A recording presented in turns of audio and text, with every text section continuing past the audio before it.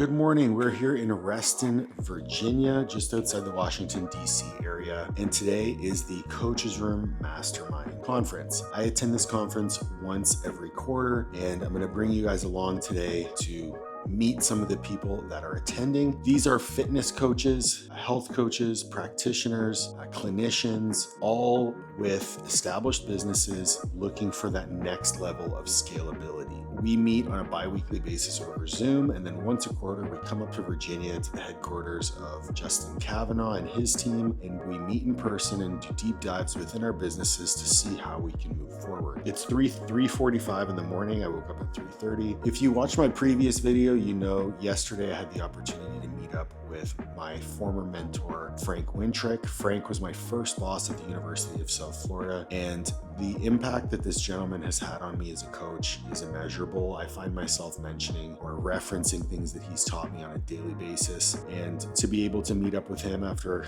not seeing him for a couple of years was really special. We went on a ruck in the morning. I was supposed to do a 30-minute ruck with 50 pounds. It ended up being about 50 minutes at 50 pounds, which is totally fine. I managed well, but I'm loving the new training that I'm doing, and the fact that I got to do it with him was amazing. Then we went out for a great breakfast at a spot called Milk and Honey up in Fairfax. My cup is so full, but yesterday my tummy was full, and after that meal I had fried chicken and biscuits with Biscoff waffles. I love brunch food, and after not having brunch for my entire prep, indulged a little bit. I didn't make myself sick or anything, but it was a lot of food, and I came home and passed out for about an hour and a half, and that fucked up my sleep. So I'd love to tell you that, 3:30 in the morning, I woke up fired up, ready to go, but I did wake up fired up, ready to go, but it wasn't because I'm a grinder. It's because I fucked my sleep schedule. So this morning did my normal morning supplements. If you didn't watch my video about my gut health routine, I'll put a link to it in the description below. But so this is my gut health drink. It is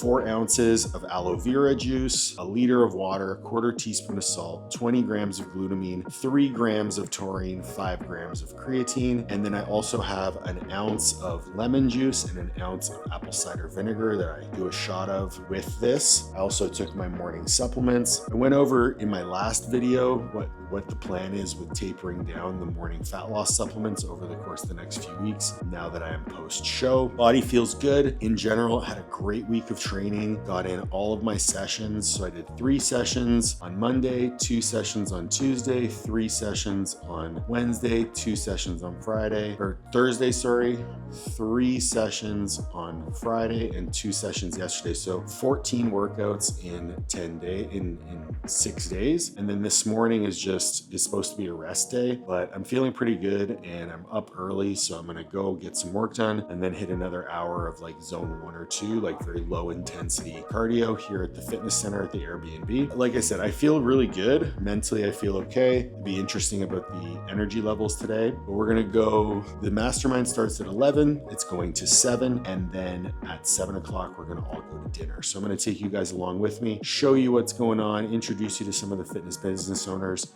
There's going to be some short interviews in this video, and make sure you watch to the end so you can learn everything you need to learn about how to be the best coach possible and grow your businesses, because that's what this is about, being the best version of yourself and helping others along. So there's a certain level of pride when you show up in the lobby of the Airbnb and they tell you that they can't turn the lights on because it's closed and it's too early, but you're ready to work. You kind of have this thought of like, because I'm fucking up before everybody and I'm ready to work. And this isn't like a hustle culture type of video. It's just like, I'm the type of guy who gets work done when other people are sleeping, because that's what I do and that's what's important to me. And I speak a lot about identity, and I think motivation to get up at 3 a.m.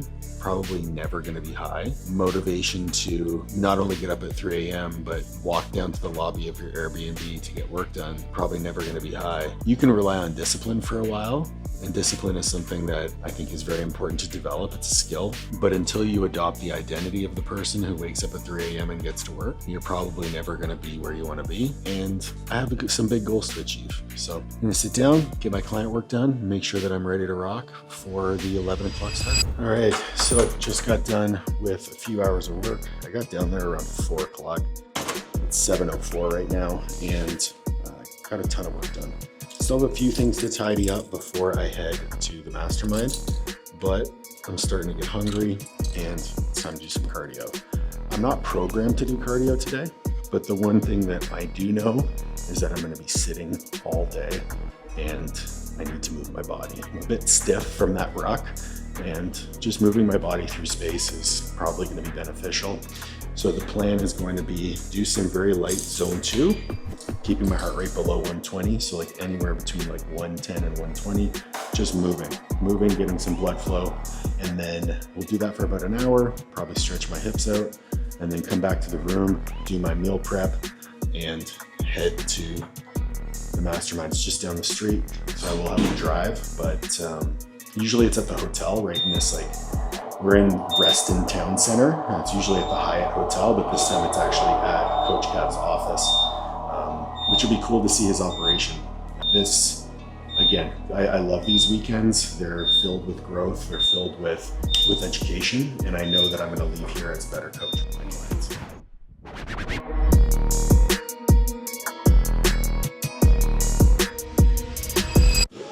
Whew.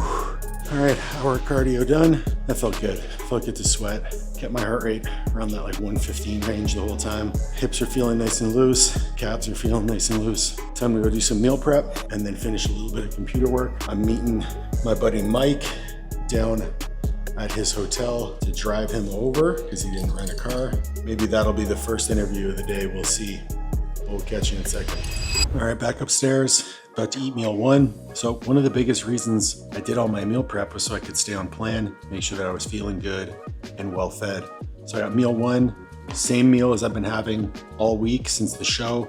75 grams cream of rice, 5 grams of flax, 50 grams of Greek yogurt, 1 scoop of protein powder. I got some frozen raspberries, which are amazing. Raspberries are super high in fiber, great source of antioxidants and vitamins and minerals. And then I've got 25 grams of peanut butter, and I've got a little bit of cucumber, and I ate some carrots while I was prepping this.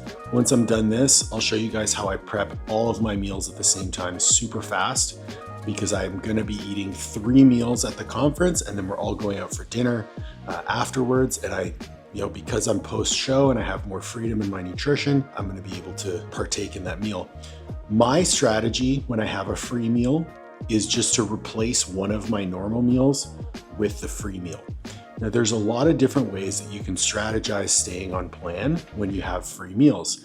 There's something called macro hoarding, where you essentially eliminate some fats and carbohydrates throughout the day, eat mostly protein, vegetables, fruit, and stay within a lower calorie goal so that you have more calories available for that free meal.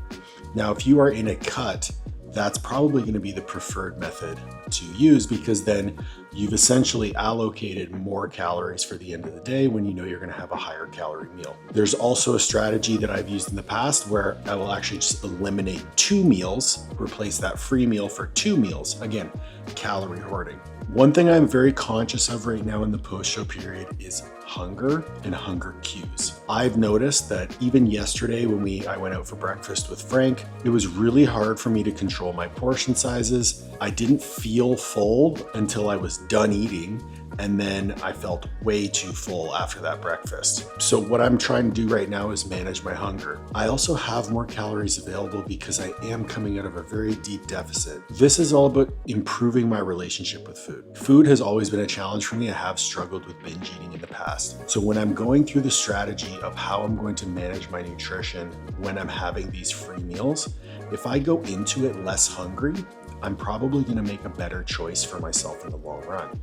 My ultimate priority right now is my gut health and making sure that I'm not uncomfortable and I'm not having any bloating or gas, because my digestion is still a little bit finicky post-show. My plan when we go out is to order a very nice entree, and then if the dessert is something that I feel like indulging in, I will, but my goal is to eat slowly, eat mindfully, and enjoy the meal. If I know that I'm not super hungry going into that meal, I'll be in a better position to do that. So I'm just eating my normal meals that I would eat during the day. I'm having my 2 cream of rice meals. I'm gonna have my chicken meal, my beef meal, and then I'm gonna replace that turkey meal. Actually, I'll probably replace my chicken meal because I have a little bit less chicken than all the other foods.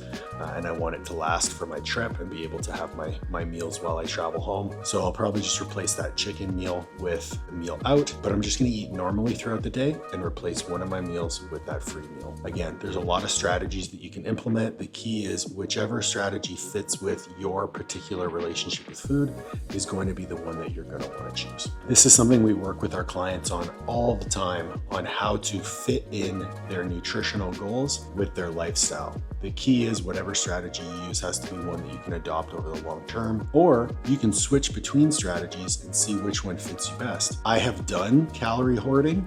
Unfortunately for me, that leads to way more overindulgence later in the day. I have also done modifying my meals a little bit where, I'll leave out a little bit of fats or leave out a little bit of carbs and not necessarily hoard calories, but just make small adjustments. That works well for me when I'm, early on in a deficit. But in general, to manage my nutrition the best way that I've found to do it is to just eat normally and then replace one of my normal meals with that free meal. All right, so we're gonna pack our meals for the day. This is the way that I found to be the easiest to get everything done. So first, we're gonna start with veggies. I'm having 3 meals. 2 of those meals are going to be meat and veggies.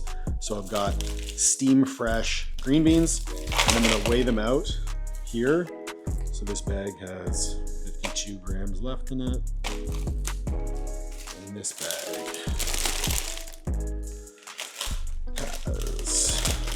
is full. And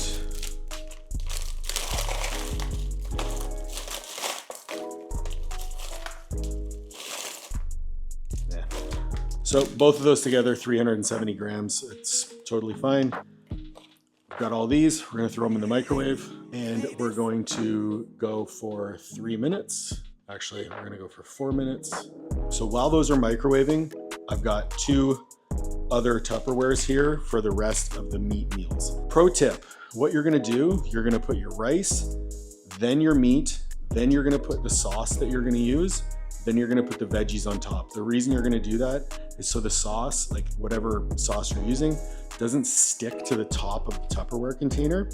So we're gonna go ahead and we're going to measure out 150 grams of rice per meal, make it nice and simple. And because we're using the same Tupperwares, we don't have to re-zero the scale every time. There you go, 150 grams on the nose. Definitely overpacked food, which is a better place to be. I did run out of veggies, so I'm gonna have to go grab some this morning before I head to the conference.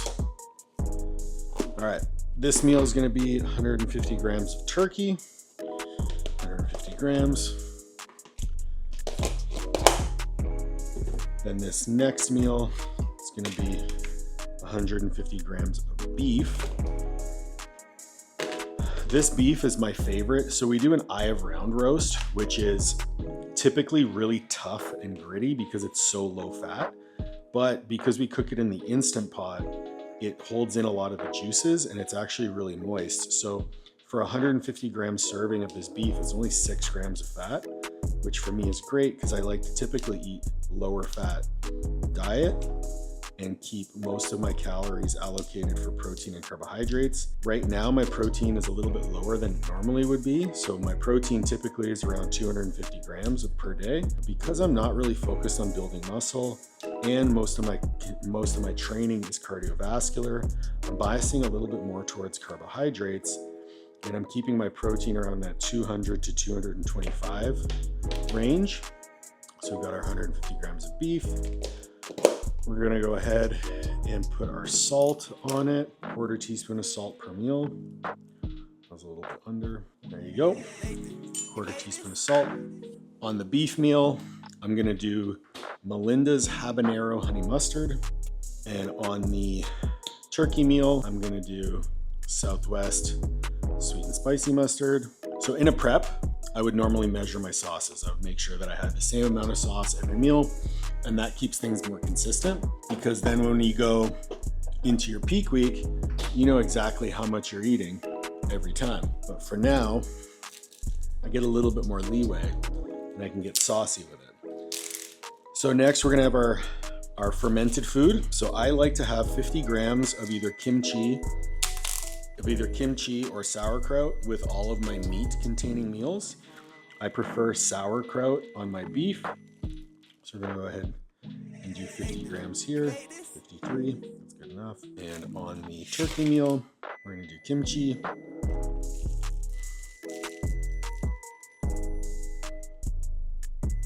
Yeah, 66, that's good enough.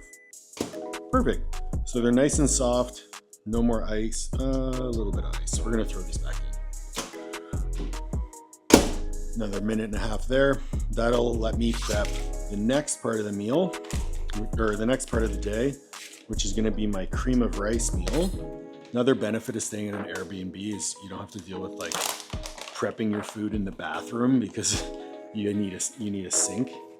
So we're gonna do, again, same meal as we just had for breakfast, 75 grams cream of rice. We're using Elevate cream of rice, blueberry flavor. I brought 3 different flavors because we have a ton at the house. So why not have a little bit more variety? 75 grams right on the nose. Beautiful. And then my 5 grams of flax. The flax is in here primarily for additional fiber, but flax is also a great source of omega-3 fats, which I also supplement with. You can, in my opinion, you can never have too many omega-3s. They are phenomenal for your lipid profile and also for just general health. Pretty much anything that you want to improve in your blood work can be improved by including omega-3 fats. So we're gonna throw this in for 4 minutes and we're gonna plan to stir.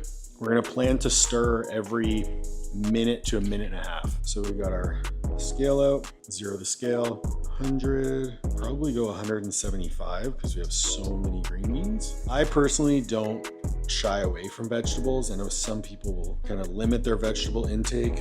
I find my digestion's always better the more veggies I eat. 66, there's a couple extra left. So now we've got 2 meals cooked. Tops on these. Boom, 1, boom, 2. We'll have an orange with 1, an apple with the other. 2 meals, fruit, vegetables, carbs, protein, fermented food. Amazing, done, beautiful. So that's 2 meals. This meal is gonna take the longest to cook because it's like 4 minutes in the microwave. I like to eat my cream of rice with a very small spoon. Don't ask me why, that's my preference. Gotta stir.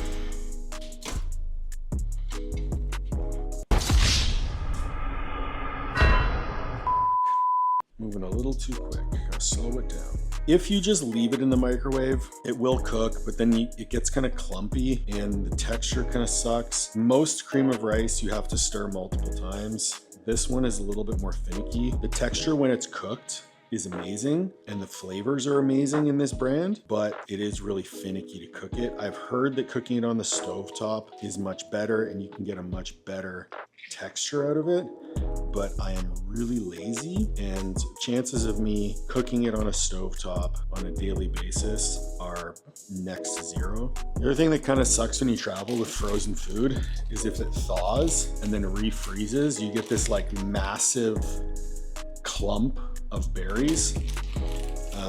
So I left it out for a little bit to break it up.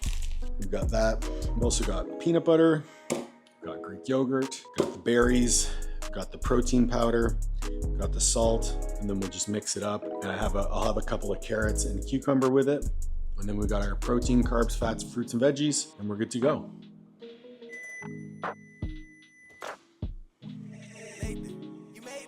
There we go. 0 the scale, going with berries, 150 grams on the nose. Then we've got 50 grams of Greek yogurt. So I like to, once I put the Greek yogurt and the berries in, I will mix it up because the heat from the cream of rice will start melting the berries and make it a little bit easier to mix when I add in the protein powder. So mix this up a little bit, add in our 1/4 teaspoon of salt, 0 the scale. A scoop of this protein is 32 grams. So we'll get close, 35, good enough. Now, one thing that I did ahead of time is I put together my supplements for the day. So I do take a couple of supplements during the day, one being a digestive enzyme that I take with each meal. I've also been taking vitamin C with each meal, 25 grams of peanut butter. We reverse measure that to make sure that we're getting exactly it. And you might think, it's kind of silly to be so focused on measuring as accurately as I am for these 4 meals that I'm eating during the day if I know that I'm not going to be able to accurately measure my dinner. But the reality is it's not about accuracy, it's about consistency. So the consistency of eating the meals, measuring the food, and having control. Even with the breakfast that I had yesterday with Frank, the waffle, like I had Biscoff waffles, I had fried chicken and biscuits. I still tracked that food. It wasn't accurately tracked, but I still tracked the food as best that I could, and I put it in the app just to know around what my intake is going to be for the day. So we've got our 3 meals, we've got our fruit, veggies, protein, carbs, fermented foods with the Greek yogurt, the kimchi, the sauerkraut. We are ready to rock. The only thing I'm gonna do is I'm gonna fill up this 2-liter jug with water. The electrolytes primarily just for hydration. So what I like to do is I'll do a 1/4 teaspoon of salt. I will do a scoop of these electrolytes, which are more potassium heavy. And then I do a scoop of aminolite. I'm gonna go with the cherry lime slushy. And this makes sure that I stay hydrated throughout the day. Make sure that I'm hydrated for the day. I've already had 2 liters of water today. I've also had 2 coffees, so that's about 2.5 liters of fluid. I'm gonna grab a coffee on the way to the conference. The last piece, I'm gonna have an energy drink. Today is gonna be Miami Vice, batch 27. So there we have it. We have 3 meals. We ate our breakfast. We are prepared with everything that we need to be successful for the day, and we're set up. If you fail to plan, you plan to fail. And ultimately, this is gonna make sure that I am well fed, I'm cognitively there, and I'm not thinking about food. That post-show period is super important for managing your relationship with food, managing your appetite, and I'm doing everything in my power to do this the right way. Have a little bit of balance with the meals out in social occasions, making sure that I manage my appetite and that I nurture my hunger signals. And then I also have fun. I have fun and I spend time with people that I care about, and that's what it's all about. So I will catch you in a little bit. We might get a little bit with Mike, we might not, but we'll head to the conference and catch you. So morning of the mastermind, all done. Fantastic. 2 speakers so far. Justin Kavanaugh opened up talking about some mental models and how to shape your mindset for success. This is something that I see a lot with the mentees that I work with is they are the biggest gap in their business. They can't get out of their own way. Ultimately, being able to develop a very strict set of priorities in both their life and their business, and understanding that this is a very long-term process if you want to be successful. The one piece that really hit home for me was his alignment with my life philosophy of rolling the rock up the hill. The most successful people are the ones that are able to delay gratification. They're able to work meaningfully towards a goal for a long period of time so that the performance can be at the standard that they want it to be when they want it to be there. It's a double-edged sword because you don't want to delay that gratification so long that you never actually perform and get data so that you can iterate. But at the same time, if you're always performing, you're never building. There's also a gap between your performance and where you are now. And if you lack purpose and you lack vision, you're never going to be able to fill that gap accurately because you're just being distracted by the next shiny object. So that time lapse between where you are and success, that performance gap, it's never accurately addressed, and you're trying too many different things. So you're never actually building. You're just constantly tearing down, building up, tearing down, building up, as opposed to compounding that interest of hard work and accuracy over time. The next speaker was Derek Coburn. His book is called Retiring Retirement, and he spoke on how we can better shape our lives to be able to enjoy more of it now. And one of the key things that he spoke about, which we were kind of forced to do with our move to the US, was doing an audit of your finances and understanding how much money you actually need to be saving in order to reach the goals that you want to reach. I personally don't want to retire, so why am I using this 65 number as a means to determine how much money I need to save? What if I could build a business that was sustaining my income beyond that? What if I could could stay involved in my business beyond that. I plan on coaching and mentoring as long as I can, but at the same time, I want to make sure that I'm enjoying my life. So being able to spend money now while I'm earning the most of it, and then saving appropriately so that money can sit and compound over time, that's really the key. Having conversations about money is a very sensitive subject for a lot of people. The other piece that he's shared is something that I really resonated with, was these $50,000 moments. And he framed it as time being the number one resource and it being non-renewable. How much money would you pay to time travel to a point in your life where you made a decision to work instead of live? And what would you have, like, was missing that moment worth it? Was not going on that vacation worth it? Was missing that graduation worth it? Was missing that family event worth it? People on their deathbed never actually regret working more. They regret time spent with family. They regret making memories. What if there was a way to organize your life and optimize your life for living right now? And that's something that we've been doing explicitly with our financial planner, Paul Saunier. Like, a lot of the conversations that he's had with us are the same conversations that Derek is talking about in his book. The other thing that I really loved was the focus on intention and presence. 10% at 100% will 10x your results. So if I gave 10% of my time to my relationship, but at 100% presence, that's going to 10x my relationship. If I take time away from my business, that's going to make my time in the business more profitable and more productive. For me, everything that I do, my main priority is being a father in the future. So how can I use this information to maximize my life for fatherhood down the line? You never step in the same river twice. You never live the same moment twice. So how can I make the most out of these moments that I might have with my child? And that's going to play a large role in the decision making that we have throughout the rest of 2026 into 2027, when hopefully we'll be parents. This sort of stuff is exactly why I showed up, to, number one, reshape my mindset on some subjects that I might have limitations on, but then also to affirm the beliefs that I have, which a lot of this is simply affirming the beliefs that I already hold and kind of fortifying that mentality as I move. I'm going to I'll keep filming a little bit here and there, and I'm going to try and get some interviews with some of the guys and girls here so you can get to know some of the coaches involved in the mastermind. We'll catch you up there. How well you represent your brand. Then just saying I'm a comp prep athlete is not sufficient. And letting go of that piece of identity means adopting a new one. Like, pull us out and be like, hey man, I'm with you. What a game changer is that?